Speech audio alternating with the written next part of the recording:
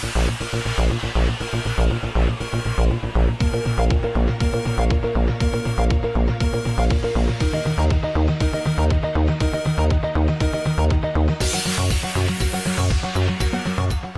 हैदराबाद के task force के DCP Shri B Limba Reddy की निगरानी में वेस्ट जोन की टास्क फोर्स के इंस्पेक्टर श्री राजा वेंकट रेड्डी ने अपनी टीम की हमराई की इत्तला पर मंगलहाट पुलिस हदूद में वाक़े हजारी होटल के पास वाली एक जगह पर धावा करके क्रिकेट बैटिंग में मसरूफ 2 लोग 38 साला चंद्रपाल और 23 साला शिव शंकर सिंह को गिरफ्तार कर लिया और वहां से 5040 रुपए, 6 सेलफोन्स, एक टेलीविजन सेट, एक सेटअप बॉक्स, कैलकुलेटर, नोटबुक्स बरामद कर गिरफ्तार शुदा लोगों के साथ मंगलहाट पुलिस के हवाले कर दिए ताकि मजीद कार्रवाई की जा सके।